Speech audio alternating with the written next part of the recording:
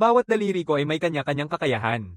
Ang banal na index na daliri na sumisira sa lahat ng bagay. Ang banal na gitnang daliri ng hatol. Ang banal na daliri sa paa, may mga kapangyarihang panggaling. Ako ang iisang Diyos. Lahat ay nagsimula noong araw na iyon. Natuklasan kong may bagong laro na lumitaw sa aking telepono. Sa sandaling pinindot ko ang kayamanan, bumukas ito ng malaki. Ipinapakita ng screen, maligayang pagdating sa tagalikha ng masamang Diyos. Ilang sandali pa, lilito ang isang langgam sa screen. Pagkatapos, isang hanay ng hindi maintindihang teksto ang lumitaw. Sa aking pag-iisip na mag-tap lang ng random para makita ang mangyayari, sa aking gulat, napatay ko talaga ang langgam gamit ang aking tap. Pagkatapos ay may lumabas na isang barya mula sa screen. Ipinapakita ng telepono, Life of number 1 terminated. Nakakuha ka ng isang banal na barya. Binabati kita, isang hakbang ka na lang mula sa pagiging isang dakilang masamang Diyos na naghahangad ng ganap na kapangyarihan. Nakatitig ako sa aking telepono nang may pagkalito. Naitawid ko bang matagumpay na magising ang kakayahan ng Hunter? Kung nangyari ito 20 taon na ang nakalipas, baka pumunta na ako sa isang psychiatric hospital. Pero nagbago na ang panahon. 20 taon na ang nakalipas, nagbukas ang mga puwang sa espasyo. Maraming mga halimaw ang dumaan dito, naharap ang sangkatauhan na maubos na sila. Ngunit nagbago ang lahat ng magising ang mga tao sa kanilang mga supernatural na kakayahan. Ang bagong enerhiya na nakukuha ng mga mangangaso mula sa pagpatay ng mga halimaw ay nagsisilbing muling pag-asa ng sangkatauhan. Ang mga mangangaso ay inuri ayon sa ranggo, mula sa ranggong SSS hanggang G. Kapag natukoy na ang ranggo ng isang hunter, halos imposibleng itong baguhin. Saglit pagkatapos, pumunta ako sa Ability Center para subukan ang aking mga kakayahan. Ngumingiti ang kawani at nagsabi, binabati kita, Ginoo ang isang Diyos. Taglay mo ang kakayahan, konstitusyon. Lubos ang aking kasiyahan. Agad na pumuno sa aking isipan ang mga pantasya na maging isang hunter na surrounded ng mga tagahanga. Paki, tulungan nawa ako ng langit. Bigyan mo na lang ako ng ranggong D, kahit ano basta hindi I-rank. G-rank ang rank mo. Ano? G-rank. Kaya sa madaling salita, ang aking kakayahan ay walang pinagkaiba sa isang ordinaryong tao. Oo, gusto mo bang magparehistro? Ang bayad ay 280,000. Iniisip ko. Wala pa akong kahit anong dungeon na maaring pasukin. Bakit ko sasayangin ng pera para magparehistro pag uwi ko noong gabing iyon? Nanginginig ang aking pakiramdam, malapit na akong matulog. Nagsimula nang tumunog ang telepono ko sa tabi ko, biglang nawawala ang antok ko. Kinuha ko ang telepono ko at patuloy na pinipiga ang mga langgam para mailabas ang aking inis. Di ko namamalayan, nagkalat ang mga barya sa sahig. Pag-ayisan ko kinabukasan, nagsama-sama ang mga barya sa isang maliit na bonten. Gayunpaman, nagbago ang ipinapakitang halaga mula 1 hanggang 100. Kumakabog ang aking telepono. Binabati kita, hindi pinangalan ng Diyos. Natupad mo na ang mga kondisyon para ma-unlock ang banal na tindahan. Gusto mo bang buksan ito? Walang pag-aatubili, pinindot ko ito upang buksan. Ang pag-activate ng Divine Shop ay nangangailangan ng 100 coins. Hindi ako nagdalawang isip at pinindot ko ito upang gamitin. Pagkatapos, isang coin mula sa aking kama ang nawawala. Pero pagkatapos buksan ng tindahan, lahat ng teksto ay nasa kakaibang mga karakter. Hindi ko maintindihan kahit isang salita. Bukod pa rito, ang mga items sa loob ay nangangailangan ng 1,000,000,000 coins. Ginugol ko ang buong magdamag at nakapag-ipon lang ng 300 coins. Ang mga presyo ng item na ito ay nakakatawang hindi makatarungan. Nagsimula nang mag-refresh ang tindahan. Ang pangunahing item ngayon ay nangangailangan na lamang ng 100 coins. Binubuksan ko lang ito ng basta-basta. May lumabas na abiso. Nakuha mo ang eksklusibong kasanayan ng mata ng Blind God. Blind God. Di ba parang bulag lang siya? Anong silbi ng mata ng bulag? Sa susunod na sandali, lahat ay naging madilim. Wala na akong nakikita. Nagmamadali kong hinahanap ang telepono ko sa paligid. Bigla, naaaninag ko ang sulok ng mesa sa daliri ng paa ko. Ang sakit ay nagpapalabas sa akin ng sigaw. Pagkatapos, bumalik ang aking paningin. Kinakabahan ako ng husto. Lumakad ako pasulong at kinuha ang aking telepono. Sa pagkakataong ito, tunay kong mababasa ang teksto. Nandito ang iba't ibang uri ng kasanayan at gamit. Nag-iikot ako ng ilang sandali, nakakita ako ng isang pangkalahatang kakayahan. Ang banal na index finger na sumisira sa lahat ng bagay. Uri ng paglago. Pindutin ko para makuha ito. Nakuha mo na ang banal na daliri ng index na sumisira sa lahat ng bagay. Tinitingnan ko ang aking daliri, nagtatanong kung ano talaga ang ginagawa ng banal na daliri ng index. Sa sandaling matapos kong magsalita, automatikong bumukas ang air conditioner sa likuran ko. Pagkatapos ay itinuro ko ito at sinabing Divine Index Finger. Tiyak na itong mamamatay. Itinuturo ko ang computer. Gumana rin ito ng automatiko kaya sa madaling salita, ang kakayahan ko ay parang isang remote control lang. Muling kinuha ko ang aking telepono at ipinagpatuloy ang pagpuksa sa mga langgam. Bigla, isang pulang langgam ang lumitaw. Maraming beses akong nagtap pero hindi ko ito mapuputol. Kahit gaano pa kabilis ang pagtap ko, umiwas pa rin ito. Sigurong boss ito. Habang iniisip ito, sabik na sabik kong pinipindot ng walang tigil ang screen. Pero kahit gaano ako magtap, palagi nitong iwasan. Nagsusumamo na ako sa inis, mas lalo akong nagmamadaling pindutin. Pindutin ko hanggang manikip ang kamay ko pero hindi ko pa rin mapuksa ang pulang langgam. Sa huli, nakakatakas ito. Ang tanging paraan ko lang maglabas ng sama ng loob ay ang durugin ang mga itim na langgam. Ipinapakita ng telepono ko. Higit sa 800 na ang iyong mga ginawa. May 200 pang aksyon pang natitira hanggang makuha mo ang titulong masamang Diyos. Sa puntong ito, lubos na akong pagod. Bumagsak ako sa kama at malalim na nakatulog. Ipinapakita ng telepono na naka-activate ang mata ng Diyos na bulag, nabuksan ng eksklusibong kakayahan. Sa aking mga araw, natagpuan ko ang aking sarili sa isang sinehan. Sa malaking screen, ipinapakita ng pelikula ang isang pulang langgam na naglalakad gamit ang tungkod. Humihingal na papunta sa pasukan ng kuweba. Sa loob, walang katapusang mga langgam ang nagkakain. Sinigaw ng pulang langgam, natuklasan ko kung saan tumakas ang ating supply ng pagkain, pero sinugod ako ng Diyos ng kanilang madilim na tribo. Nakakatakot siya, hanggang dito na lang ang aking pagtakas. Kailangan nating umatake bago tayo saktan ng halimaw na iyon. Walang reaksyon ng ibang mga langgam. Pagkatapos ay nagtawanan silang lahat, tarantado. Isang simpleng Diyos ng madilim na tribo. Anong klaseng banta yon? Inaatake ka ba ng mga supply ng pagkain? Bakit hindi ka nalang mamatay dyan? Tahimik na kayong lahat. Isinasalalay ko ang presensya ng madilim na Diyos. Ito ang teritoryo ng dakilang emperador. Sa pinakasagradong lupain na ito, may isang masamang Diyos mula sa madilim na tribo. Kailangan natin silang ipatupad agad. Inilalagay ng matandang langgam ang kamay niya sa ulo ng pulang langgam. Biglang sumiklab ang enerhiya. Agad na gumagaling ang mga sugat ng pulang langgam. Magpatuloy ka, matapang na sundalo. Personal kong susupilin ng masamang espiritu na yon. Ang hukbo ng mga langgam ay sumisigaw, tulungan natin siyang dalhin ang kamatayan sa masamang espiritu. Bigla akong nagising. Ang ganda ng panaginip ko.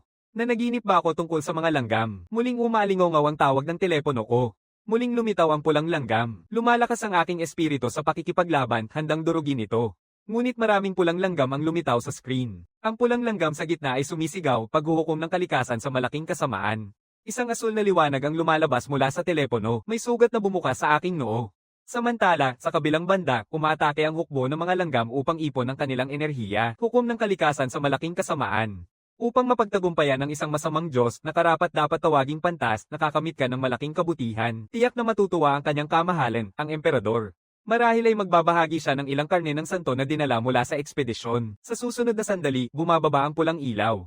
Walang bilang ng mga puntong liwanag ang sumisilaw sa langit. Ang hukbo ng mga langgam ay nagtamo ng matinding pinsala habang ako naman ay galit na binabasag ang aking telepono. Sobrang tindi ng pagbato ko na umausok na, saka lang ako nakapag-isip-isip. Aking minamahal na telepono. Tuluyang basag na ang screen. Puno ng mga barya ang silid. Naka-display ang telepono. Umabot na sa 1,000 ang iyong mga ginawa. Binabati kita. Nakuha mo ang titulo ng masamang Diyos, malupit na mamamatay tao. Wala akong masabi, ako ay isang modelong mamamayan. Hindi bagay sa akin ang titulong ito. Nagsisimula ng maghalo ang mga barya. May isang singsing na lumitaw mula sa mga barya. Inilalapit ko ang singsing at sinisiyasat ito. Pagkatapos ay amoy ko ang amoy mula sa singsing.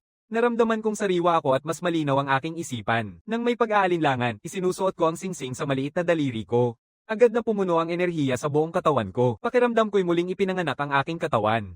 Nawawala ang lahat ng pagod. Tumunog ang aking telepono, pinapagana ang mata ng bulag na Diyos. Isang singsing na nagbibigay pugay, singsing ng druid, naglalaman ng buhay na puwersa ng kagubatan, tumutulong sa pagpapabilis ng paglaki. Agad kong gustong subukan kung kaya kong i-appraise ang iba pang bagay. Tinitigan ko ang aking computer at binuksan ang mata ng bulag na Diyos. Gumana ito. Sa tingin ko, sa sobrang lakas ng singsing na ito at sa bagong kakayahan kong mag-appraise, baka tumaas na ang aking hunter rank. Sa tingin ko, hindi ako pwedeng maging G rank basta nakikita ko lang ang singsing na ito. Babalik ako sa testing center. Pagkatapos kong dumating sa testing center, sabi ng empleyado nang may pag-aalinlangan, mas mababa sa 1% ang error rate ng mga resulta ng pagsusulit. Sigurado ka bang nais mong mag-retake? Sabi ko ng masaya, oo, sige. Dapat mong malaman na libre lang ang unang pagsusulit. Ang kabuuan ay 1,580,000. Paano ka magbabayad? Nang marinig ang halagang iyon, agad akong nakaramdam ng kawalang pag-asa. Sa pinakamaganda, frank lang naman ako, pasensya na. Babalik na lang kami sa ibang pagkakataon. Lahat ito dahil sobrang na-excite ako sa singsing na ito. Naglakad ako papunta sa sofa at umupo. Ipinapakita ng telepono ko ang pagbubukas ng mata ng bulag na Diyos. Nagsisimula ang pagsusuri sa mga paksa. Lalaking 30 taong gulang, may hemorrhoids. Lalaking 41 taong gulang, may kakulangan sa bato. Isang dalagang nasa malayo ang pumukaw sa aking pansin. Pangalan, kanta, Miri. Babae, 19 na taong gulang. Nakakaramdam siya ng kiliti. Bakit siya lang ang nagpapakita ng pangalan at nakakaramdam ng kiliti? Anong klaseng kakaibang kondisyon yon? Sa sandaling iyon, hindi ko na mapigilan ang sarili ko. Patuloy akong naglalakad papunta sa dalagang babae.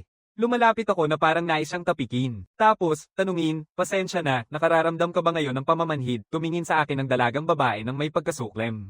Nagsasama ang kidlat sa kanyang kamay. Tingnan mo, pakiusap, huwag mong isipin na kakaiba ito. Hindi ako ganito karaniwan. Halos mawala na ng kontrol ang dalaga. Tumunog ang telepono ko. Nakaramdam ako ng ginhawa. Kukunin ko ang telepono ko at tatakbo. Tumatawag ang aking kapatid. Gusto niyang kunin ko ang aking pamangkin. Dumating ako sa parke at pinili ko ang aking pamangkin. Ang ganda-ganda niya. Paano nakabuo ang demonyong iyon ng isang anghel na kasing cute niya? Tinitingnan ko ang cute na mukha ng pamangkin ko. Di ko mapigil ang haplusan ng kanyang mga pisngi. Galit na naglalakad ang paa ng pamangkin ko. Ang nakakainis ni Tio. Sabi ko nang huwag mong pisilin ang mukha ko. Sa tingin ko, may problema na ako ngayon. Kakailanganin ng hindi bababa sa isang oras para mapakalma siya. Nag-activate ang mata ng banal na Diyos. Matagumpay ang pagsusuri. Gusto ni Kai Chengyin na kumain ng chocolate cone ngayon. Agad kong sinasabi, paano kung pumunta tayo para bumili ng chocolate cones? Nagsimula ng tumulo ang laway ni Chengyin. Pagkatapos naming dumating sa tindahan ng sorbetes, mainit kaming tinanggap ng empleyado. Inilabas ko ang isang bungkus ng mga barya, isang chocolate cone, pakiusap. Tumingin ang staff sa mga barya, nawawala ang kanilang kasiyahan. Sila ay tahimik na nag-aayos ng mga barya. Ang bahagi ng tsokolate na ibinibigay nila sa akin ay kapansin-pansing mas maliit kaysa sa dati. Sa tingin ko, mabuti na lang at meron akong kakayahang kontrolin ng remote. Ino-activate ko ang banal na index finger sa makina ng ice cream. Agad na naglalabas ng ice cream ang makina ng walang kontrol. Hindi mo ba pwedeng bigyan si Tio ng isang kagat? Huwag. Sige na, kainin mo na lahat. Biglang tumunog ang aking telepono. Babala. Kinuha ko ang aking telepono. Nag-activate ang pamagat ng abiso. Malupit na mamamatay tao. Dahil sa pag-activate ng titulo, malaki ang itinaas ng iyong swerte sa laban. Nanginginig ang lupa. Lumilitaw ang mga mata na kulay pula sa langit. Isang dambuhalang hayop na may mga sungay ang lumitaw mula sa isang puwang sa kalawakan. Nagsimula itong sirain ng lahat ng walang pinipili. Hinawakan ko si Chengyin at tumakbo kami para sa aming buhay. Biglang nadapa si Chengyin sa isang bato. Agad kong tinulungan siyang tumayo. Ang hayop na may sungay ay umabot sa likod ko. Ang halimaw ay umuungal at umatake sa akin. Wala na akong magagawa kundi isara ang mga mata at maghintay ng kamatayan. Kulog, bagyo. Isang batang babae ang lumilitaw. Yung pakiramdam na parang kiliti, babae. Tumatama ang horned monster ng walang sugat. Muling nag-iilaw si Sparky ng kanyang kidlat. Kulog, bagyo. Nakuha natin siya, muling tumayo ang halimaw. Putang ina, ang mga rank na monster ay nasa ibang antas. Hindi ko kaya, isang B-rank na hunter, na talunin ng isa. Napansin tayo ni Sparky. Inililigtas niya tayo at sumisigaw, tumakbo. Hindi ko alam kung hanggang kailan ako makakatagal. Tumakbo na kayo agad. Bago pa man siya matapos magsalita, muling umatake ang nilalang na may sungay. Muling pinagsasama ni Sparky ang kanyang lakas ng kidlat, ngunit kulang ang kanyang enerhiya upang muling i-activate ito. Nasa tabi na natin ang hayop na may sungay. Hindi, nanay, tatay, hindi ko sila mapapatawad. Papatayin ko silang lahat. Sheng Wiley, huwag mong isipin ang paghihiganti.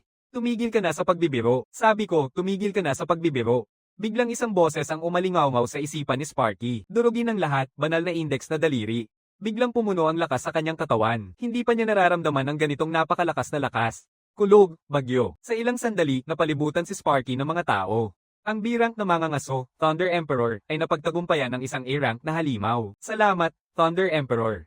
Tumingin si Sparky sa kanyang mga kamay ng may pagkalito. Yung kapangyarihang iyon ang nagbibigay sa akin ng pakiramdam na nalalampasan ko ang isang hangganan. Ano ang nangyari lang? Dinadala ko si Chenyan kay Sparky. Salamat, Ginang Sheng Wiley. Talagang hindi ko alam kung paano kita mababayaran. Hindi na kailangan. Masaya akong pareho kayong ligtas. Inihatid ko si Chenyan pauwi. Noong gabing iyon, mag-isa akong nakatayo sa overpass. Dumarating ang halimaw na may sungay para sa akin. Nais niyang lumunin ako at makuha ang pagka-Diyos. Hindi ito sadyang pagkakataon. At nandito ang mensahe na iniwan kapag natalo ang hayop na may sungay. Tagumpay sa pagsubok. Malupit na mananakop, tumaas ang rango ng isang antas. Bilang gantimpala, maaari kang makakuha ng mga kakayahang Diyos mula sa Diyos ang tindahan ng hindi ginagastos ng mga barya. Gayunpaman, limitado lamang ito sa mga kakayahan ng masamang Diyos. Lahat ng ito ay dahil sa teleponong ito. Nais kong itapon na lang ito sa dagat sa sobrang inis ko. Tumunog ang telepono ko. Ipinapakita ng screen si Santo at isang hanay ng kakaibang mga karakter. Sa isang mundo, sinasalakay ng army ng mga langaw ang matibay na pader ng tribo ng dilim. Nanalangin ng santo ng madilim na tribo sa madilim na Diyos. Iligtas kami, madilim na Diyos. Saint ng Dark Tribe, sa tingin mo makakatakas ka mula sa imperyo, nangangatog ang saint sa takot. Hindi ba ikaw ang Diyos na hindi nakikilala? Ililigtas mo ba ang maliit na nilalang na humihingi ng tulong sa iyo? Tinitingnan ko ang nanginginig na munting nilalang. Tinitignan ko ang pulang langgam at pinipindot. Santo ng madilim na tribo, dapat kang magpasalamat na naging alay ka ni Haring Hari. Patuloy kong pinipindot ang screen. Ipinapakita ng telepono ko. Nais malaman ng banal ang iyong pangalan. Ang pangalan ko ay ang isa na Diyos. Ang santo ay nagsisilbi sa isang Diyos. Nakuha mo ang titulong mabuting Diyos, mapagbigay na tagapagligtas. Sa kasalukuyan, hawak mo ang mga titulo ng masamang Diyos at mabuting Diyos. Dahil sa bagong nakuha mong titulo ng mabuting Diyos, nagbago ang pagkakahanay ng One God mula sa masama patungo sa neutral. Bilang gantimpala sa unang pagkakataon na makuha ang titulong mabuting Diyos, 100,000 coins ang ibinibigay. Napupuno ng saya ang aking isipan. Mabilis kong binuksan ang tindahan. Nakakita ako ng proteksyon ng Diyos ng paglago sa halagang 1,000 coins. Bumibili ako ng isang bote at ito'y aking inaalala. Sinusuri ko ito, Eternal Seeker. Sa panahon ng pagyabong, iniimbak niya ang sarili niyang likido sa loob. Sa pag-inom ng likidong ito, maaaring ganap na mailabas ng mga mortal ang kanilang potensyal. Mas marami ang maiinom, mas maganda. Amoy ko ito. Wala namang kakaiba. Ininom ko ito ng isang higop. Bumili pa ako ng ilang bote pa. Matapos maghintay, walang pagbabago sa aking katawan. Bigla na lamang na naging madilim ang lahat at ako ay bumagsak. Ang antas ng pagsasabay sa pagitan ng masamang Diyos na tagalikha ay tumaas mula 0 hanggang 5. Ang mga eksklusibong kakayahan ng isang Diyos ay lumalakas habang tumataas ang antas ng pagsasabay. Nabubuhay muli ako sa isang pagkalito. Nasa bahay ako. Ginigising ko ang aking telepono.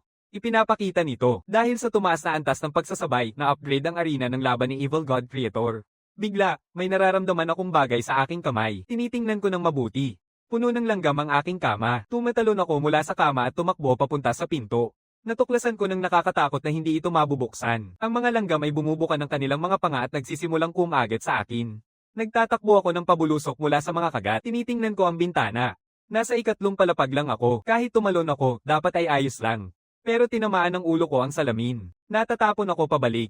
Mamamatay na ba ako dito? Sa pag-iisip na ito, sumisibol ang galit sa aking loob. Direkta kong pinapagana ang banal na index finger. Pinaputok ko ang mga langgam. Maingat na binubuhat ng isang linya ng mga sundalong langgam ang kanilang mga pana. Dumagsangdaan ako ng walang katapusang mga pana na tumusok sa buong katawan ko. Ha ha ha ha. Anong palagay mo dyan? Hindi pa nga lang monster. Ito ang dakilang imperial na hukbo. Lahat ng puwersa, sumugod. Patayin ang halimaw na iyan at ipakita ang ulo niya kay kanyang Majestad ang Emperor. Ako ay yumuko sa lupa. Kahit ang paghinga ay nagiging mahirap na. Tumingin ako pataas at nakita ang aking pag-asa. Hindi ko pwedeng gamitin ang insecticide. Kinuha ko ang lighter at sinindihan ang insecticide. Walang kakayahan ng hukbo ng mga langgam na tumanggi. Ito ang kapangyarihan ng isang Diyos. Ang apoy ay sumiklab sa aking kwarto. Ang nakamamatay na problema ay hindi kumikilos ang aking katawan. Ipinapakita ng telepono ko na ang tahimik na nilalakad na bangungot ng mataas na ranggong masamang Diyos ay nagpapadala ng regalo sa isang Diyos.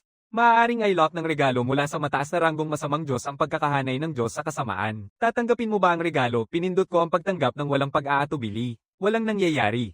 Ipinapakita ng telepono ang bahagyang kakayahan ng tahimik na nilalang na bangungot na sumisilip sa mga eksklusibong kakayahan ng isang Diyos. Sa takot, sinubukan kong i-activate ang banal na index na daliri, ngunit walang epekto. Mamamatay na ba ako dito? Biglang bumagsak ang salamin sa tabi ko. Tumingin ako pataas, may kislap ito. Nagising ako sa ospital. Tinitigan ako ni Chang Yin ng may pagdududa. Totoo bang tiyo ka? Sige, sabihin mo ang password. Ang nanay ay isang engkanto ng utot, chubby na tita. Totoo nga si Tito. Tito, huwag kang magkasakit. Kailangan mong makipaglaro sa akin. Dahil pumunta si Chang Yin para makita si Tito kaya hindi na masakit si Tito ngayon. Sumunod ang dalawang sigaw. Isa akong pasyente. Sobrang lumalayo ka na. Si ate ay abala sa paglilinis ng gulo mo at tinatawag mo akong matabang na tita. Wala ka bang konsensya? May kumatok sa pintuan. Binuksan ni Chang Yin ang pinto ngunit walang tao. Isang basket ng mga bulaklak lang ang nakatambay sa pintuan. Tiyo, walang tao dito. Sino kaya ito? Samantala, nakatayo si Sparky sa isang rooftop malapit sa ospital, pinapanood ako. Kapag natalo ko ang horned monster at kapag lumipat ako mula sa sinang apoy papunta sa ospital, sa paligid ng lalaking iyon, inilalabas ko ang lakas na lampas sa aking mga hangganan. Pagkatapos ng 3 araw ng pagmamasid, hindi ko pa rin maintindihan kung ano ang tungkol sa lalaking iyon na nagpapahintulot sa akin na lampasan ang aking mga hangganan. Sandali, sobra na ba akong magpanggap na stalker? Maingat akong umaalis nang hindi napapansin. Dapat makabalik ako bago mapansin ng ate ko. Bigla akong nakaramdam ng matinding sakit sa ibaba. Talagang sinasaktan ng mga sugo kong tiyahin ang aking mahalagang bahagi. Patuloy pa rin nila akong tinitiis. Ipinapakita ng telepono ko na ang santo at ang kanyang 101 tagasunod ay nananalangin sa iisang Diyos. Nais ng mga tagasunod na maghandog ng alay sa iisang Diyos. Tatanggapin mo ba? Ang handog ay tumutukoy sa mga red along iniaalay sa mga taong may mataas na katayuan. Ibig sabihin, ako ay isang taong may mataas na katayuan. Tinatanggap ko. Isang kumikislap na maliit na bato ang lumalabas mula sa telepono. Prutas ng puno ng mundo. Isa sa 7 prutas na iniwan ng puno ng mundo sa mundo. Nakakatulong sa lakas ng katawan. Amoy ko ito. Walang partikular na amoy. Linalamon ko ang prutas. Pagkatapos kong kainin ito, naninigas ako. Ang alat. Para akong amoy ng lumang kabeita na 80 taong gulang. Sa sandaling iyon, pumuno ang init sa aking katawan. Ganap kong gumaling ang aking mga sugat. Kumukuti-kutitap ang aking telepono. Nakatanggap ang display na, ang masamang Diyos na lumikha ay pinapagana ang karagdagang function na biyaya mula sa Diyos. Maaari kang magbigay ng biyaya sa mga tagasunod na nag-aalay ng handog. Ano ang gusto ng mga tita? Tinitingnan ko ang puting asukal na nasa paligid. Sa kabilang mundo, pinapanood ng mga tita ang pagbuhos ng puting asukal mula sa langit. Kinakain nila ang asukal. Ganap na gumagaling ang kanilang mga sugat. Muling nabubuo kahit ang mga naputol na bahagi. Ang Diyos ay gumagawa ng himala. Ang ating dakila at maaway na Diyos, ipinapakita ng aking telepono ang pagbati. Nakuha mo ang 101 tunay na mananampalataya, nabuo ang 101 pananalig.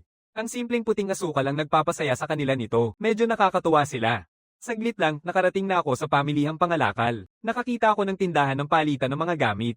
Mainit na bumati ang mga tauhan nang pumasok ako. Pagkatapos malaman na gusto kong magbenta ng isang bagay, pinapante niya ako na magpuno ng isang form. Umupo ako at tiningnan ang form. Kailangan ng pinagmulan ng bagay. Hindi ko maaaring isulat na nakuha ko ito sa panghuhuli ng mga langgam. Kung hindi dahil sa mga pagkumpuni sa bahay, hindi ko ito ibebenta. Maraming tao ang pumasok sa pintuan. Lalaki, 29 na taong gulang. Espesyal na tala, kulang sa development ng mga kalamnan. Iyan ay mga kulang sa development na kalamnan. Marahil kayang patayin ako sa isang suntok lang. Bakit palaging automatikong sinusuri ni mata ng bulag ang mga bagay? Ayokong malaman. Sa counter, isang lalaki ang nagpakita ng isang napakagandang suit ng armor. Tiningnan ito ng mata ng bulag na Diyos at tinawag na 29 na taong basura, scrap iron armor. Pansamantalang tala, ginamit ang marahas na pagpapahusay at kasanayan sa ilusyon. Sinusuri ng kawani ang baluti gamit ang isang salamin na pang-magnify, 560 unit ng mahika. Napakahusay. Patuloy ang lalaki na may ulo ng tandang, lahat ng aming produkto ay may kasiguruhan sa kalidad. Sisingilin ko lang kayo ng 300 milyon, tanging cash lang. Nag-iisip sandali ang kawani. Sandali lang, kukunin ko ito mula sa vault. Tumayo ako at sumigaw, sandali, peke ang bagay na iyon. Hindi mo ito pwedeng bilhin. Galit na galit ako sa sarili ko. Bakit ako nakikialam? Tumigil ang tatlong lalaki. Isang malaking lalaki ang humawak sa aking kwelyo at nanlilibak. Anong kalokohan ang sinasabi mo, bata? Kaya mo bang panag-utan ang sinabi mo lang? Banal na daliri ng Diyos na sumisira sa lahat. Ang baluti ay nagkakahiwa-hiwalay na parang kalakal. Tumalikod ang malaking lalaki para saktan ako, ngunit pinigil siya ng lalaki na may ulo ng tandang. Lumapit siya at yumuko. Pasensya na po, mataas na ranggong mangangaso. Kung maaari po, kami ay aalis na. Ngumingiti ako. Umalis ang tatlong lalaki. Masaya ang staff at salamat sa pagtulong sa akin. Kaya ikaw ay isang hermit. Ang mga hermit ay mga tao na tinatawag ding mga tagalayo. Hindi sila nagsisilbing mangangaso at namumuhay ng karaniwan bilang mga kakaiba. Hindi ko pa napagpapasyahan kung paano ipaliwanag. Sabi ng staff na binanggit mong nais mong magbenta ng isang bagay, tama, nag-iikot-ikot ako sa aking mga gamit. Sinusuri ng kawani ang aking singsing. Ang halaga ng mahika nito ay 2 lamang. Kahit gustuhin kong ialok sa iyo ang mataas na presyo, ito ay pinakamataas na isang dinaantas na bagay. Binuo ko ulit ang singsing. Nag-activate ang mata ng bulag na Diyos. Ang singsing ng druid ay naglalaman ng buhay ng kagubatan. Espesyal na paalala, pinakamahusay ibigay kay Sparky na nasa paligid. Sparky, nakatayo si Sparky malapit, pinapanood akong makarecover ng mabilis mula sa halos kamatayan. Maaaring epekto ito ng isang potion na may pinakamataas na klase, isa lamang siyang hunter na may ranggong G. Paano niya nakuha ang isang supreme grade na potion, marahil siya ay tunay na isang mataas na ranggong mangangaso. Hindi lang niya nalalaman ang aking tunay na pagkakakilanlan, mabilis din siyang makabawi ng kalusugan. Kung tunay siyang makapangyarihan, baka matulungan niya akong lampasan ang mga hangganan ng aking kapangyarihan. Sandali, parang stalker na naman ako. Kung malaman ito ng kapatid ko, siguradong aawayin niya ako. Dumadaan ako sa likod niya. Sparky, may ibibigay ako sa'yo. Matapos hanapin sa mga gamit ko, napalunok ako at itinulak ang singsing sa kamay ni Sparky. Pakiusap, tanggapin mo ito. Siguradong makakatulong ito sa'yo. Tumakbo ako habang nakatayo si Sparky roon na naguguluhan. Matapos matanggap ang singsing, pumunta si Sparky sa testing center upang tasahin ang kanyang kakayahan. Sabi ng isang mananaliksik na nagulat, umaabot na ang iyong enerhiya sa 7,000. Ito ay pambihira kahit sa mga manghuhuli na nasa ranggo. Tinitingnan ni Sparky ang kanyang mga kamay. Sa totoo lang, pinapataas talaga ako ng singsing na ito sa ranggo. Basta-basta lang niyang binibigay sa akin ang ganitong kapangyarihang gamit. Isang lalaki sa paligid ang pumapalakpak. Kasama niya ang 2 kabataan. Sila ay kabilang sa iilang S-rank na mangangaso. Ang babae ay kapatid ni Sparky, si Xiang Waina. Sinasabi ni Xiang Waina ng malamig, huwag kang maadik, Xiang Wiley. Kahit ano paman, isa ka lamang na may ranggo. At kung maglakas loob kang kumilos mag-isa para mag-higanti, hindi kita papatawarin. Naisip ni Sparky, pasensya na, ate, hindi ako makikinig sa'yo. Hanggat matutulungan ako ng lalaking iyon na lampasan ang aking mga hangganan, magiging madali ang paghihiganti. Natutulog ako noong sandaling iyon. Nananaginip ako tungkol sa emperador ng langgam. Inutusan niya si General Kamakiri na pangunahan ng 5 milyong sundalo upang sakupin ako. Sagot ni Kamakiri na may marangal na paggalang. Sumusunod ako sa utos ng iyong kamahalan. Biglang nagising ako. Ito ay isang panaginip. Salamat naman at panaginip lang ito. Sandali, batay sa mga nakaraang pattern, hindi ito karaniwang panaginip. Halos mamatay ako sa 100,000 langgam. Ito ay 50 beses ng bilang na iyon. Ano ang dapat kong gawin? Tumunog ang aking telepono. Isang entidad na tinatawag na tahimik na dumarapang bangungot ang nagpadala sa akin ng mensahe. Tinanong nito kung kailangan ko ng kapangyarihan. Sinasabi nitong isa itong batang at duwag na Diyos humihiling na magsakripisyo ako ng 100 tao, lalo na yung mga kapamilya ko. Agad ko itong pinipigilan. Biglang, nagbubukas ang mata ng bulag na Diyos. Isang projection ang lumitaw sa harap ko. Isang langgam ang nagsasalita sa akin. Halimaw ng bungang isip na tribo, ako si General Kamakiri. Putulin ko ang iyong ulo at iaabot ito sa kanyang kamahalan, ang emperador. Nawawala ang projection. Ito ang nasa panaginip ko. Humigit kumulang 3 araw na lang ang natitira. Tinitingnan ko ang aking telepono. Naririnig ng santo at ang kanyang mga tagasunod ang balita tungkol sa pag-atake ng imperial na hukbo at natatakot sila. Sa pagkakataong ito, kailangan kong maghanda ng maigi. Nakatayo ako sa harap ng salamin, sinusubukang suriin ang sarili gamit ang bulag na mata ng Diyos. Sumiklab ang aking paningin, halos maalis ang mga mata ko. Sa wakas, nagtagumpay ang pagsusuri. Espesyal na paalala, mahina at mahiyain. Umupo ako sa kama ko at nagpapalit ng mga kailangang gamit. Mas epektibo ang apoy ni Grant gamit ang banal na daliri ng index. Sa totoo lang, mas mahina ang apoy nito kaysa sa lighter. Muling din ako nadaya. Dapat sana ay tinapon ko na noon. Naalala ko ang proteksyon ng Diyos ng paglago. Umiinom ako ng sunod-sunod ng 200 bote. Ang rate ng pagsasabay ng Evil God Creator ay tumaas sa 10%. Pinapakinis ko ang aking espada ng 20 beses at napapahingalay sa aking mesa sa computer. Bumibili si Sparky ng maliliit na regalo, umaasang makipag-usap ng mas malalim sa akin. Dumating siya sa aking pintuan. Tumutunog siya ng kampana sa pintuan. Wala ni isang sumagot kahit paulit-ulit na pagtawag. Napansin ni Sparky na hindi ganap na nakasara ang pinto. Maingat niya itong binuksan at tumawag upang alamin kung nasa bahay ako. Walang tao sa kwarto ko at ngayon ay bihag na ako sa isang bodega. Pero dahil pinulish ko ang aking espada ng 20 beses kahapon, tulog pa rin ako. Nasa gitna ng dagat ng mga masayang panaginip. Naguguluhan nilang pinapanood ako habang tawa ng tawa mag-isa. Mahusay, mahusay. Nais kong makuha silang lahat. Nagigising na ako. Anong nangyayari? Isang pagdukot. Ang lalaking may ulo ng tandang ay nagsasabi ng pang-iinsulto. Kahanga-hanga na nakakatulog ka pa rin sa ganitong sitwasyon. Ipinapakita ng mata ng blind God's eye ang lalaking tao. Espesyal na tala, gumagamit ng mababang uri ng apoy. Lalaking tao. Espesyal na tala, kulang sa development ang mga kalamnan. Batay sa mga paglalarawang ito ang mga manloloko na nakilala ko sa tindahan ng mga bagay-bagay. Ano ang gusto mo? Sinasabi ng lalaki na may ulo ng manok, naghahanap kami ng kabayaran, syempre. Sinasira mo ang aming transaksyon. Sabi ko nang hindi komportable, ano ang dapat kong gawin? Wala akong dala na telepono. Hinawakan ng payat na lalaki ang aking telepono. Dadalhin namin ito para sa'yo. Inilalabas ng mata ng banal na Diyos ang babala sa akin. Nasa 20 metro na lang si Tia Army mula sa iyong lokasyon. Mabilis kong sigaw, pakawalan mo ako agad. Itapon mo ang telepono, huli na ang lahat. Nagbubuhos ang walang katapusang mga langgam mula sa telepono. Agad nilang tinatakpan ng katawan ng payat na lalaki. Sa loob ng 1 segundo, tuluyang kinakain siya ni Tia Army. Nakatingin sa akin ng gulat ang lalaki na may ulo ng tandang at ang kasama niya.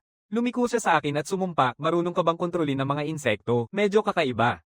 Nagpapalabas siya ng apoy na sumisipsip kay Tia Army. Nanonood ako. Akala ko mahina lang ang apoy na ito. Ang lalaking may ulo ng manok ay sinusunog si Tia Army. Tumingin siya sa akin ng mapanganib. Ngayon ay babayaran na natin ang kasalanan sa pagpatay sa aking kasamahan. Nagsusumigasig ako. Tapos na ako. Nadulas ang lalaki na may ulo ng manok, bumagsak siya. Isang bato ang tumama sa kanyang ulo, dugo ang dumadaloy mula sa sugat. Tumingin ako sa ibaba, nagpadala si Tia Army ng mga katapangan. Sinusubukan ng malaking lalaki na makatakas, hindi magbubukas ang pinto. Sinasabihan ko siyang pakawalan ako agad. Inilunsad ng mga katapangan ni Tia Army ang mga katapalta. Lumalabas ang dugo, kahit ang malalaking apoy na ito ay hindi kayang puksain ng Army. Makakatakas ba ako dito ng buhay? Kung alam ko na sila ay ganito kalakas, dapat sana ay itinapon ko na ang telepono mula pa noong una. Diablo, patay na ang mga tauhan mo. Agad kitang lilipatan at gagawing pagkain ni Haring. Tumunog ang telepono ko. Nakasaad sa display, nagsisimula ang maliit na himala. Ibigay ang kidlat. Di mabilang na mga langgam ang agad na nawala. Maharlik ang bumaba si Sparky sa harap ko. Ako'y nagagalak. Iniisip ng general na aso na may galit na ipakita ang ganitong paghamak sa hukbong emperador habang hindi kumikilos ng personal at mag-utos ng isang napakalakas na kasamahan. Tunay na isang masamang Diyos ang masamang Diyos sa gitna ng mga masamang Diyos na kayang sirain ang imperyo. Inaalis nito ang kanyang baluti at umaatungal ngayon. Ako, si Kamakiri, mamamatay dito. Pero babawiin ko ang isa pang tauhan mo. Pinagpapatuloy ni Sparky ang pag-electrocute sa kanila. Sobrang dami ng mga langgam. Nakatayo ako sa likod, nakangiti ng walang malay, hindi alam ang paparating na panganib. Ang general na langgam ay bumubulong, 1,000 tibak na naghihiwa sa lahat. Ako ang iyong alipin. Ibigay mo sa akin ang iyong dakilang kapangyarihan. Iniaalay ko sa iyo ang lahat ng aking mga nasasakupan. Ang mga walang kamuwang-muwang na nasasakupan ay sumisigaw na magtakbuhan para magtago ang general. Binabali ng tiyahin na general ang mga ulo ng natitirang langgam sa isang suntok. Nagulat kami ni Sparky. Matapos alisin ang mga kasamahan nito, ang tiyahin general ay naglalabas ng napakalakas na presyon. Nag-a-activate ang mata ng Blind God. Kamakiri, babae. Espesyal na paalala, balak ng imperial na general na putulin ang ulo ni Sparky gamit ang libong talem. Bago pa ako makapag-react, tumalon ng Aunt General papunta kay Sparky. Mabilis na pinaganya ni Sparky ang kanyang kidlat. Hinahati ng Aunt General ang kidlat. Tumatakbo ito papunta kay Sparky na may napakalakas na lakas. Nagniningning ang taybak. Nakahandusay si Sparky sa isang pulutong ng dugo. Ang galit ay sumisira sa aking isipan. Ang mga sampang langgam na ito, iniyang 3 beses na nagligtas sa akin. May lumabas na abiso. Maaaring gamitin ang banal na kapangyarihan upang baguhin ang kapalaran ng isang mortal. Ito ay kakain ng 100,000 banal na barya. Tinitiyak ko ng walang pag-aatubili. Puno ng gintong liwanag ang aking mga mata, gamit ang banal na kapangyarihan upang baliktaran ang oras at baguhin ang tadhana. Babalik ako sa sandaling pinutol ng Tiya General ang kidlat. Lumalapit si Tiya General kay Sparky nang may napakalakas na puwersa. Wala nang oras si Sparky na kumilos at naghahanda na sa kamatayan. Nababasag ang aking mga kadena. Tumayo ako at hila si Sparky sa likuran ko. Tinitigan ko ang Aunt General nang may nakamamatay na galit. Pinagmamasdan ni Sparky ang aking matinding pagpapakita. Iniisip niya, tunay ngang isang dalubhasa siya. Patuloy na sumisigaw ang tiyahin general. Isang simpleng tiyahin lang. Itataas ko ang gitnang daliri ko, nasa ilalim ng paghuhusga. Banal na gitnang daliri, ang general na tiyahin ay winasak ng suntok na ito. Tinitingnan ko ang lahat ng ito nang may kalmadong ekspresyon habang si Sparky ay nakatingin sa akin ng may paghanga. Nakuha ko ang isang maliit na kutsilyo at nagtatanong ng curious kung para saan ito. Sa sumunod na sandali, itinapon ko ang kutsilyo dahil ito ay napakainit. Inaalis niya ang kanyang helmet at sabik na tinatanong kung ako ang ermitanyo. Pagkatapos, niyayakap niya ako at nakiusap na maging kanyang disipulo, pero ako ay isang mababang ranggong manghuhuli lang. Napanalo ko lang ang tiyahin na general dahil sa aking sistema. Hindi ko siya matuturuan ng kahit ano, pero nananatili pa rin si Sparky sa tabi ko. Kahit nanonood ako ng mga wholesome na palabas, nanonood din si Sparky kasama ko. Nagtatanong ako ng walang salita kung gaano siya katagal mananatili sa bahay ko. Sabi ni Sparky na aalis siya kapag tinanggap ko siya bilang aking disipulo. Wala akong magagawa kundi sabihin sa kanya na isa lang akong hunter na G-rank. Sabi ni Sparky na dahil lang sa singsing na binigay ko sa kanya, mas naging malakas siya. Dahil binigyan ko siya ng isang bagay na napakahalaga, nais niyang makapagbawi. Pagkatapos, nagdadala si Sparky ng mga sako ng semento at nagsimulang ayusin ang bahay ko. Di nagtagal, ang dati kong sirang kwarto ay naging napakaganda ng inayos ni Sparky. Pagkatapos, balak kong humanap ng makakain kasama si Sparky. Ngunit sa pagkakataong yon, may pumasok na tawag ng emergency. Sabi ni Sparky na hindi na magkakaroon ng oras para kumain. Inilalagay niya ang kanyang helmet at naghahanda ng umalis. Inilalabas ko ang isang boteng pampalaki, ang proteksyon ng Diyos na kanyang dadalhin. Matapos akong pasalamatan, lumipad si Sparky palayo sa malayo. Ilang sandali ang lumipas, nakarating na ako sa isang restoran para kumain. Naglalaro ang balita sa restoran. Inanunsyo ng host na lumitaw na ang S-rank na halimaw na si Truck. Sa kabutihang palad, dumating ng oras ang isang mangangaso, ngunit ang pagbibigay ng oras sa mamamayan upang makalayo ay nasa hangganan na niya. Ang kasalukuyang nakikipaglaban kay Truck mag-isa ay si B-rank na mangangaso, Imperatress ng Kidlat. Samantala, matapos mailigtas ang isang mamamayan, nananatili si Sparky upang takpan ang pag-alis. Hinarap ang isang S-rank na halimaw kahit si Sparky ay nakakaramdam ng pagdududa, ngunit wala ng oras para mag-isip. Malapit nang tamaan siya ng atake ng halimaw. Tumatalon si Sparky at inilalabas ang kanyang kapangyarihan ng kidlat. Matapos tamaan ng atakeng ito, tahimik na bumagsak si Truck. Sinabi ng tagapagbalita sa lugar na natalo ni Hunter Thunder Empress si Truck, umiiyak ang mga tao at nagsasaya. Masaya ring iniisip ni Sparky na natalo niya ang S-rank na halimaw. Ngunit sa susunod na sandali, isang galame ang tumama. Sa isang suntok, pinadapan nito si Sparky. Ang pagtama na ito ay direktang nagdulot kay Sparky na mawala ng kakayahang makipaglaban. Sa sandaling ito, nakita ni Sparky ang proteksyon ng Diyos ng paglago sa kanyang tabi. Samantala, diretso si Truck sa mga tao. Sa susunod na sandali, matapos inumin ng potion, muling bumalik si Sparky sa kanyang buong lakas. Buong katawan niya ay sumasabog sa lakas ng kidlat na kayang durugin ang kahit ano. Pagkatapos, naglalabas siya ng 1,000,000,000 bolta. Hinahati ng direktang sipa na ito ang S-rank na halimaw. Pagkatapos, isang mamamahayag ang nag-i-interview kay Sparky. Masaya si Sparky na sinasabi sa camera na nagawa niya ito at salamat ito sa potion na ibinigay sa kanya ng kanyang guro. May 2,000,000 views na ang video na ito. Isang celebrity na tulad nito ay kumakain pala ng noodles sa bahay ko. Sabi ko sa kanya na siguro ay umuwi na siya, baka mag-alala ang pamilya niya. Sparky ay nagsabi ng mapait na walang mag-aalala sa kanya. Pinapalakas ko ang loob niya, sinasabing sino ba namang magulang ang hindi mag-aalala sa isang napakagandang anak na babae. Sparky ang sabi ng malungkot na pareho nilang namatay ang kanyang mga magulang sa insidente ng Abyss Falling Dragon. Napakalakas ng Abyss Falling Dragon. Nagsakripisyo ang sangkatauhan ng milyon-milyong buhay upang mapatay ito. Agad kong tinakpan ang aking bibig sa hiya. Pagkatapos ay sinabihan ko siyang kainin din ang bahagi ko ng pansit na may itim na sarsa ng munggo. Agad nang umiti si Sparky ng masaya. Sa sandaling ito, lumalabas sa aking telepono ang isang notification. Natupad mo na ang halaga ng pagmamahal at pagtitiwala ng kabilang panig. Kung sabihin ng kabilang panig ang susunod na keyword, maaari mong i-activate ang pananampalataya. Keyword para i-activate ang pananampalataya. Sa tingin ko, hindi ito isang laro ng pagpapalayas ng babae. Pero muli kong naisip, magbibigay ba ng maraming banal na barya ang pag-activate ng pananampalataya tulad ng nangyari sa Santo? Sino ang nakakaalam kung kailan muling aatake ang hukbong langaw, kahit ano paman, mas maraming banal na barya, mas maganda. Tapos tinanong ko si Sparky kung maaari niyang ulitin ang isang parirala pagkatapos ko. Ito ay maniwala sa iisang Diyos. Pagkatapos sabihin ito, yumuko ako sa lupa at nakangisi na nagsasabi na sobra na rin ang pilit. Humihingi ako ng paumanhin sa pagsabi ng ganitong kakaibang mga bagay. Naniniwala ako sa iisang Diyos. Sa susunod na sandali, ipinapaalam sa akin ng aking telepono na matagumpay na nabuo ang pananalig. Binabati kita. Si Xiongmiri ang iyong unang tagasunod sa mundo. Nilikha na ang opsyon para sa pagbabahagi ng kasanayan. Pwede mong hiramin ang kapangyarihan ng iyong mga naniniwala. Agad kong sinasabi ng galit na hindi ako binibigyan ng perang barya nitong P** ng laro na ito. Panoorin mo akong i-uninstall ito ngayon. Tumingin sa akin si Sparky nang may pagkalito. Sa sandaling ito, isang portal ang lumitaw sa likod ni Sparky. Maraming langgam ang lumabas mula dito. Sila ay nagdadala ng mga kahon ng yaman, nais makipag-ayos sa akin.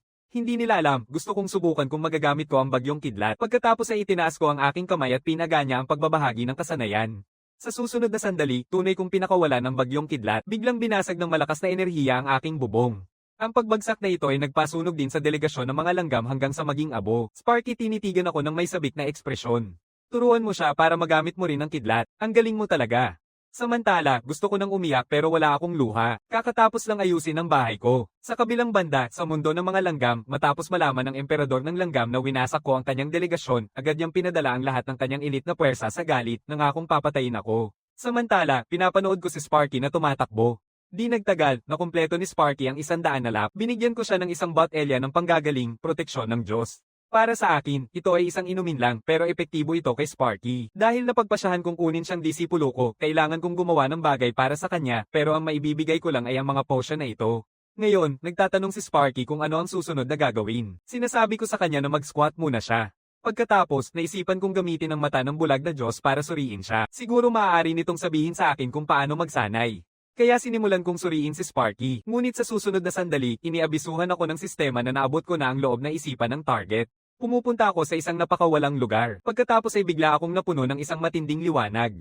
Isang dambuhalang tigre na gawa sa kidlat na nakatali ng mahigpit na mga bakal na kadena ang lumitaw sa harap ko. Ang tunay na kalikasan ni Sparky ay S-rank, nakatago ng 10 taon kaya si Sparky ay isang S-rank na manghuhuli. Noong mga panahong iyon, ang banal na index finger na sumisira sa lahat ay pansamantalang nagbukas sa kanya. Sa madaling salita, ang pagbabasag sa mga kadena na iyon ay magpapalaya sa lahat ng kanyang kapangyarihan. Pagkatapos ay inatake ko ang mga kadena gamit ang banal na index finger, ngunit kaya ko lamang sirain ang maliit na bahagi bawat pagkakataon. Kaya kailangan ko munang sumuko. Ilang sandali ang lumipas, nagpaalam na ako kay Sparky. Pagkatapos ay umuwi na ako, tinitingnan ng magulong bahay, medyo nababahala ako. Sa sandaling ito, tumunog ang aking telepono, tahimik na dumarating na bangungot na nakatingin sa iyo ng malungkot. Ang Slying Heavenly Blade ay nakatingin sa iyo ng may inis. Iniisip ko, siya ba ang may-ari ng prutas na kutsilyo na iyon, pero sinasabi ng lahat ng Slying Heavenly Blade na ang kanyang espada ay hindi basta-basta prutas na kutsilyo, kundi isang banal na espada na kayang pumatay ng mga Diyos. Nagpapakita ako ng disbelief dito. Sandali, kaya ba talaga nilang basahin ang aking mga iniisip? Itong mga hayop na maniniktik ay naging dalawa na ngayon. Tahimik na nilalakad ang bangungot na humihiling na ma-unblock. Lahat ng Slying Heavenly Blade ay humihiling na maibalik ang kanyang banal na espada. Nakikita ang eksenang ito, ako'y nagagalit. Ikaw rin, halos mawalan ako ng buhay para makuha ang banal na espada. Ipinapahayag ng All Slying Heavenly Blade na kung ibabalik ko ang banal na espada, ibabalik niya ang alay mula sa delegasyon ng mga langgam. 2,200,000 na banal na coins. Galit na sumumpa ako na siya ay tunay na kawawa, ipinapakita ang nakaw na pera. Tahimik na niloloko ng bangungot na ito, sinasabi na kung ibibigay ko ang banal na espada dito, babayaran niya ako ng 10 milyon na banal na barya. Agad akong naakit. Sa 10 milyon, makakabili ako ng angkop na mas mababang antas ng omnipotence o mga gamit at makakabili ng maraming potion para kay Sparky. Ang All Slying Heavenly Blade ay nakakaramdam ng hindi komportableng pakiramdam tungkol sa panukalang ito. Nakikita ang kanyang itsura, tahimik na nilalim ng bangungot na parang pulubi siya. Galit si All-Slying Heavenly Blade tungkol dito at nagmungkahi na ibigay niya sa akin ang kanyang kapangyarihan. Pagkatapos ay ipinapakita ng All-Slying Heavenly Blade ang kanyang kapangyarihan. Ang rurok ng espada. Sinasabi niya na gamit ang kanyang kapangyarihan, walang makakatapat sa akin na amo. Sang-ayon ako dito. Sa buong kasaysayan, ang espada ang pangarap ng bawat lalaki. Tahimik na nilalakad na bangungot na nakakatawa habang tinatawanan ako at hinihiling na tanggapin ko ang kanyang kapangyarihan. Resang nagbubukas sa gabi. Sinasabi niya na gamit ang kanyang kapangyarihan, madali kong mapapawi ang mga kalaban. Agad akong nag-iisip ng plano. May nais pa ba kayong idagdag sa inyong mga alok? Sa ilang sandali, nakuha ko ang zenith ng espada, 2 milyon na banal na barya, 3 gamit ng kanyang All-Slying Heavenly Blade Treasury, at rose na namumulaklak sa gabi. Sa tingin ko, ang All-Slying Heavenly Blade Treasury ay maaari lamang magamit ng 3 beses, kaya kailangan kong gamitin ito ng maingat. Pagkatapos, nais kong subukan ng iba pang 2 kakayahan. Umupo ako sa lupa at sigaw na rose na namumulaklak sa gabi, pero walang nangyari. Nagbibigay alam sa akin ng telepono ko na ang rose na namumulaklak sa gabi ay maaari lamang i-activate kapag natutulog ang may-ari. Nagsasalita ako nang walang masabi na ito ay nag-a-activate pagkatapos akong makatulog. Kaya paano ko malalaman kung anong kakayahan ito? Bobo ako sa paniniwala sa mga salita ng stalker. Pagkatapos ay ginamit ko ang Zenith of the Sword pero wala pa rin nangyayari. Nagagalit sa akin ang eksenang ito hanggang sa magka-constipate ako ng 3 taon. Sa susunod na sandali, nagpa-notify ang telepono ko na na-activate ang Zenith of the Sword. Pagkatapos ay hindi ko mapigil ang sambitin na putulin ko ang lahat. Ang maliit na kutsilyo sa aking kamay ay naglalabas ng masamang kapangyarihan. Pagkatapos ay hindi ko mapigil ang dilaan ng maliit na kutsilyo. Pagkatapos ay tumakbo na ako papunta sa restaurant sa kabila. Pagdating ko, walang tigil kong tinutulungan ng restora na maghiwa ng 100,000 sibuyas na berde. Pagdating ng gabi, pagod na akong umuwi. Anong klaseng nakakatakot na zenith ng espada ang kusang kontrolin ng mga tao, sa kabutihang palad, walang malalang nangyari. Di nagtagal, ako'y nahuhulog sa malalim na pagtulog. Saglit lang, lumilitaw ang hukbong langgam sa aking bubungan. Nakikita nila akong natutulog, nilalakad nila palapit sa akin. Sa sandaling ito, isang rosas ang tumubo mula sa aking dibdib. Ang rosas ay bumubukas ng malaking bibig at nilulon ang lahat ng puwersa ng langgam. Pagkatapos, isinasara nito ang bibig. Takot, mababang nilikhang mga nilalang. Malapit nang mamukadkad ang iyong bangungot, ang sabi ng inalamok, nagulat na ito ay ang bulaklak ng bangungot. 3,000 taon na ang nakalipas, nilamon nito ang 70% ng populasyon ng kontinente. Tinatawag na kasalaan ng Diyos ng kalamidad, apostol ng tahimik na dumaraming bangungot, bulaklak ng bangungot, inumong meskito, kalmang sinasabi na huwag matakot. Ngayon ay tiyak na magiging bahagi ito ng kasaysayan ng ating dugo na angkan. Pagkatapos ay umatake siya papunta sa akin. Nakita ito, nagsimula na rin ang iba pang mga langgam sa kanilang pag-atake, ngunit walang epekto ang mga ito sa rosas. Sa isang kisap mata, nilamon ng rosas ang lahat ng langgam. Nakita ito, sumisigaw ang ina na lamok na kahit hindi niya mapatay ang masamang Diyos, gagawin niya na lang na makasama niya sa kamatayan ng apostol ng salot na bulaklak, ang halimaw na bulaklak. Pagkatapos ay inilalabas niya ang kanyang pinakamalakas na atake, ngunit nilamon ito ng rosas sa isang kagat lamang. Tinitigan ng ina na lamok ang eksena ng hindi makapaniwala. Pagkatapos, nilamon siya ng rosas sa isang kagat lang. Pag-aayusan ko kinabukasan, pakiramdam ko ay sobra-sobrang bloated lang ako. Mahina kong binaba ang aking telepono. Ipinapakita nito na ang santo at ang kanyang mga tagasunod ay desperadong humihingi ng tulong. Agad kong pinindot ang mata ng bulag na Diyos upang makita kung ano ang nangyayari. Ang santa at ang kanyang mga tagasunod ay nakalaso ng angkan ng mga bubuyog. Sa tingin ko, tinukso mo ang pugad ng mga bis para makakuha ng pulot. Binubuksan ko ang computer ko na naghahanap kung paano gamutin ang pagkaaso ng langgam. Nagbibigay alam sa akin ang aking telepono na dahil sa malasakit ng iisang Diyos sa taimtim na panawagan ng mga mananampalataya, na-activate na ang opsyon ng himala. Para sa mga mananampalataya, ang mga himala ay isa sa mga kahulugan ng pag-iral ng Diyos. Ayon sa iyong oryentasyon sa milagro, maaaring mas lalo kang pahalagahan o matakot sa iyo ng mga mananampalataya. Ang pag-activate ng isang milagro ng paggaling ay nangangailangan ng 100,000 na banal na barya. Pinipindot ko ang kumpirmahin ng walang pag-aatubili. Ang bahagi ng bunga ng puno ng mundo na ni-absorb ng iisang Diyos ay gagamitin bilang material para sa himala. Dapat ay ayos na sila ngayon. Pagkatapos gawin ito, bigla akong nakaramdam ng sobrang antok. Biglang akong nakatulog muli. Ipinapakita ng notification sa telepono ko na ang titulong Mabuting Diyos, Mabuting Tagapagligtas, ay tumaas mula E-rank hanggang D-rank. Nagbago na ang pagkakaayos ng isang Diyos maraming mapagbigay na Diyos, lalo na ang walang katapusang kasaganaan, ay nagsisimulang mapansin ka. Sa kabilang banda, sa mundo ng mga langgam, ang santo at ang kanyang mga tao ay may maputlang mga mukha.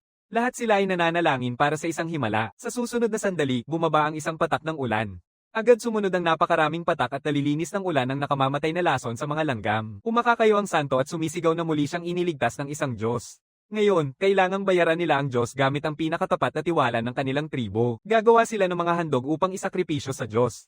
Pagkatapos ng hindi alam na tagal ng panahon, nagigising ako ng antukin. Sparky talaga ay nasa bahay ko. Sabi niya tapos na ang oras ng pagsasanay at hindi ako nagpakita, kaya pumunta siya para mag-check. Tapos tinanong niya kung ano ang estatwa sa mesa. Tumingin ako pataas. Ang estatwa ng isang Diyos ay ginawa ng madilim na tribo ng may pasasalamat, ginagaya ang isang Diyos. Ang katangian nito ay sobrang pangit. Wala akong masabi kung ano ang nakakatakot na yon, pero sinasabi ni Sparky na parang ako lang ang estatwa, mas gumaganda habang tinitingnan mo.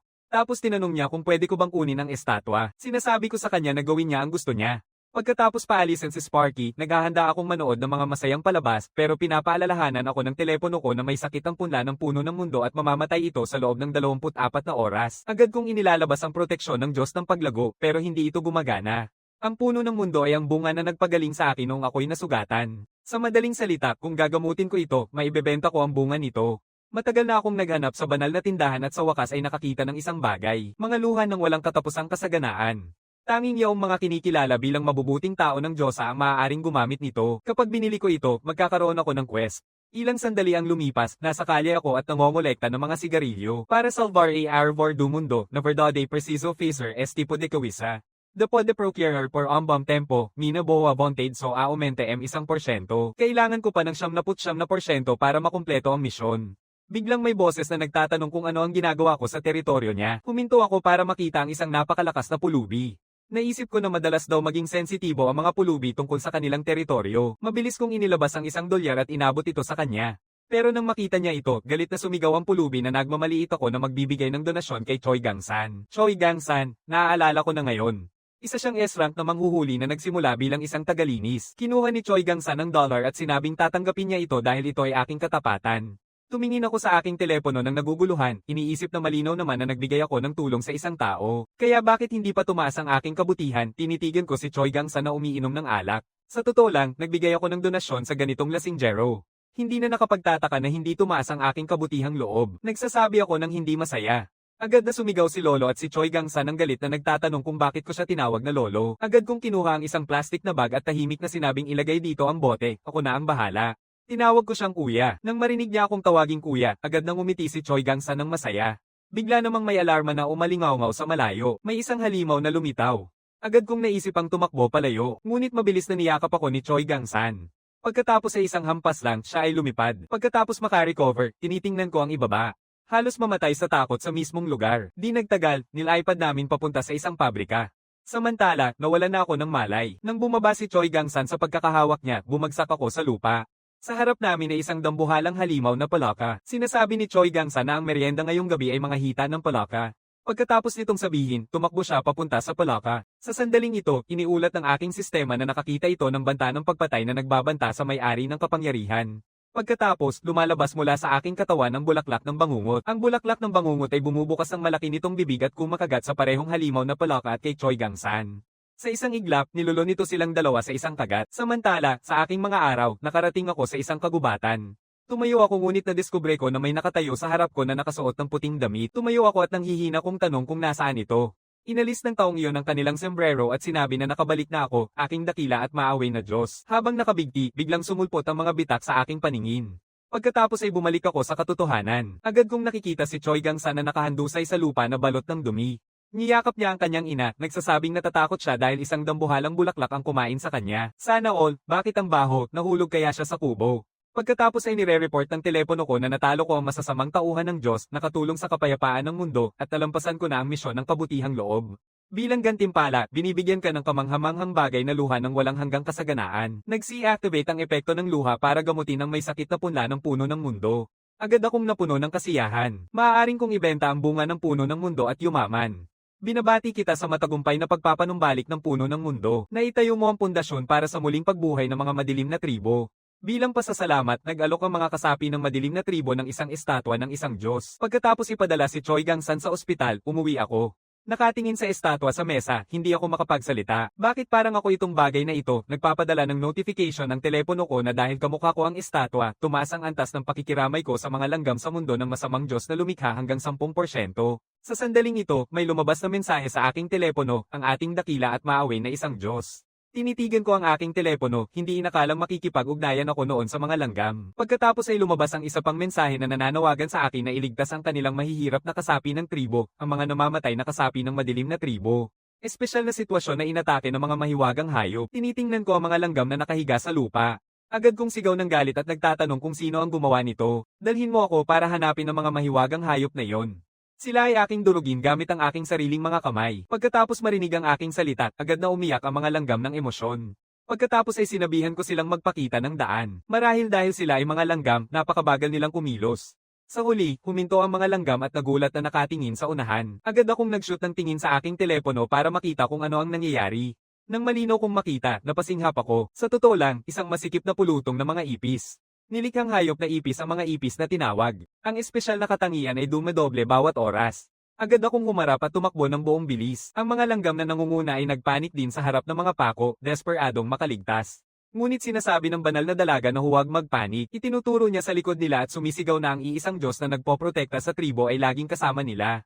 Ngunit nang siya ay humarap, nakita niya akong tumatakbo palayo. Hindi makapaniwala ang banal na dalaga sa kanyang nasasaksihan. Nakikita ko ng iba pang mga langgam na tumatakbo at sumisigaw ng walang pag-asa na iniwan sila ng kanilang Diyos at tayo ay nasa alanganin. Sa ilang sandali, nakatitig ako sa mga bangkay ng ipis na nakakalat sa lupa. Sa kabutihang palad, dahil ayaw ko sa ipis, nakapag-imbak ako ng maraming las ng ipis sa bahay. Nililinis na ng mga langgam ang larangan, pinapatay ang mga cockroach na nananatiling buhay. Tumingin ako sa nalulumbay na santa na may pagkalito. Tinanong ko siya kung ano ang mali dahil napal-ayas na nila ang mga hayop. Nang marinig ito, napaiyak ang banal na dalaga at nagsabing nagdalawang isip siya sandali sa hangarin ng isang Diyos na siya ay hindi karapat-dapat maglingkod sa isang Diyos at nakiusap na siya ay parusahan.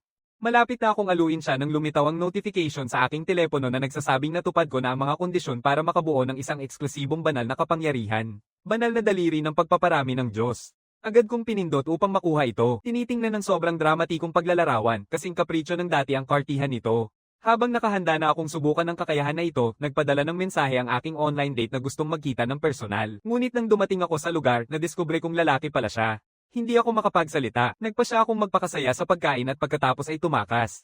Ngunit patuloy na nakatitig ang lalaki sa akin at pagkatapos ay tanungin kung kailan ko balak pakasalan siya. Nangangapa ako, iniisip kung paano siya lulakuhin.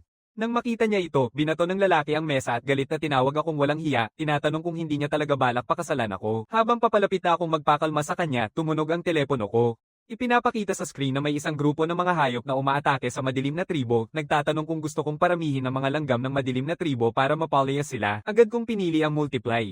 Napansin ng lalaki na naglalaro ako ng laro, tumayo siya at matinding pinagsasampal ako sa mukha. Samantala, sa mundo ng mga langgam, nakahanda ang mga langgam sa linya sa ibaba. Nakataas ang dalawang kamay ng banal na dalaga sa isang mataas na plataporma, sumisigaw, dakilang Diyos, malapit na nating puksain ang lahat ng mga hayop. Ilang sandali pagkatapos, ipinapakita ng aking telepono na matagumpay kong natalo ang mga hayop ng Diyos ng pagkawasak at kumita ng 300 milyong banal na barya.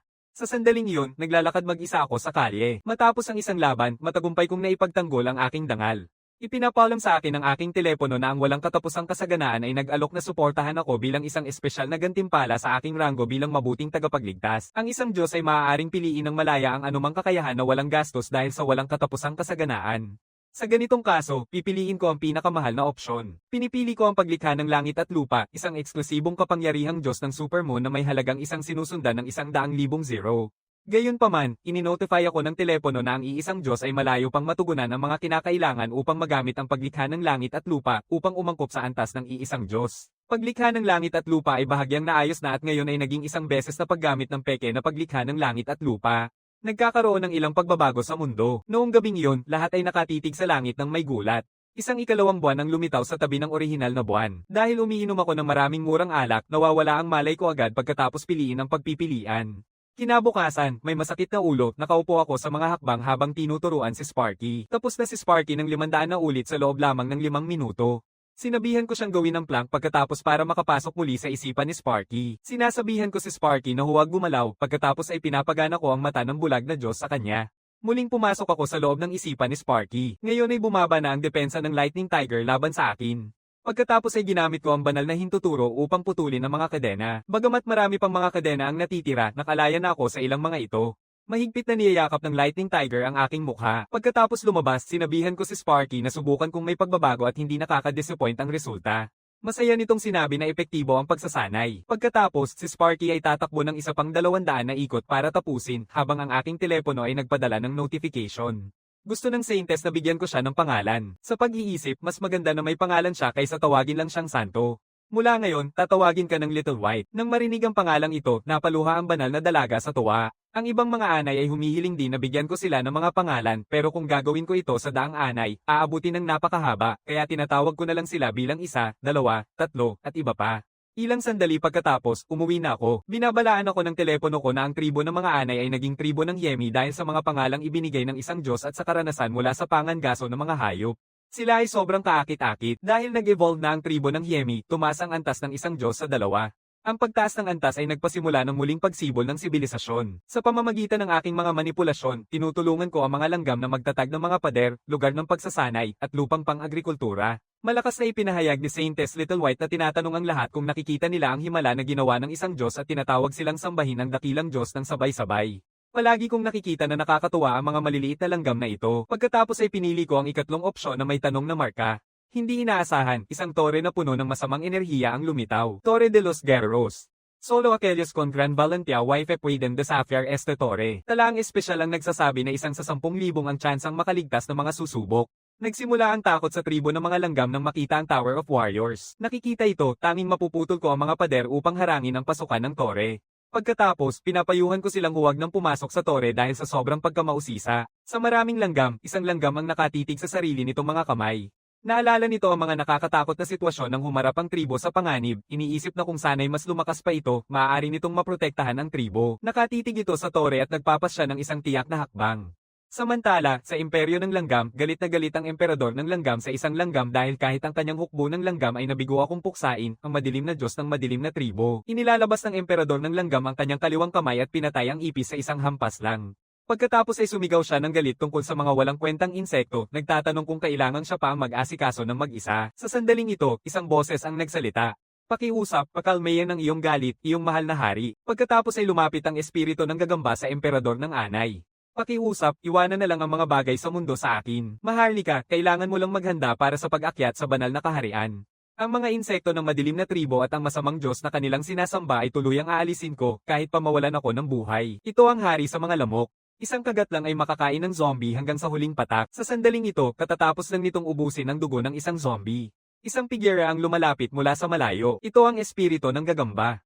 Dalangin niya ang isang bagay na tinatawag na sampang karayom at iniabot ito sa lamok, utos na puksain ako, ang madilim na Diyos ng madilim na tribo. Ang lamok ay mapanlinlang na nagsasabing nais nitong matikman ang dugo ng masamang Diyos. Ang espiritu ng gagamba ay walang pakialam na sinasabi na maaari nitong gawin ang nais nito. Pagkatapos, ikinakabit ng lamok ang sumpa na karayom habang iniisip na kapag nakainom na ito ng dugo ng masamang Diyos at nakakuha ng kapangyarihan, babagsakin ito ang kepe ng langgam at aangkinin ang sarili nitong emperador. Sa sandaling ito, binabastos ko ang aking mga kasamahan. Ginagamit ko ang aking 20 taong karanasan sa mabilis na kamay upang mapanirang ipagtanggol ang dangal ng aking pamilya. Hindi ako titigil hanggang sa para ng usok ang keyboard ko. Pagkatapos kong ipagtanggol ang sarili, kinuha ko ang telepono ko para tingnan kung ano ang ginagawa ng mga langgam. Lahat sila ay natutulog sa ngayon. Pagkatapos napansin ko na nanginginig ang isang bato, sa susunod na sandali, binubuhat ng isang langgam ang bato. Talagang binubuhat nito ang isang bato na mas malaking kaysa sa sarili nito. Ang una ay isang mandirigma ng tribong JME, nagsasanay ng husto upang protektahan ang tribo. Nagtataka ako kung maaari ba akong makatulong. Pagkatapos ay binibigyan ko siya ng bote ng proteksyon ng Diyos ng paglaki. Ang numero 1 ay labis na naantig nang matanggap ito na hindi na makapagsalita sa pasasalamat. Pagkatapos ay bumalik ako sa aking computer upang magpatuloy sa pang-iinsulto sa mga kasamahan, hindi alam na may isang lamok na nakatingin sa akin mula sa bintana. Matapos mag-obserba ng ilang sandali, lumipad ang lamok papunta sa akin. Hinahampas ko ito agad sa noo ko nang hindi nag-iisip. Bakit may lamok pa rin kahit halos taglamig na? Sa sumunod na segundo, pakiramdam ko ay nahulog ako sa isang yelong hukay. Bigla akong bumahing. Hindi inaasahan, nakalabas ako ng isang tuloy-tuloy na sipon na may habang 8 metro. Nagpa siya akong pumunta sa banyo para maghugas ng mukha.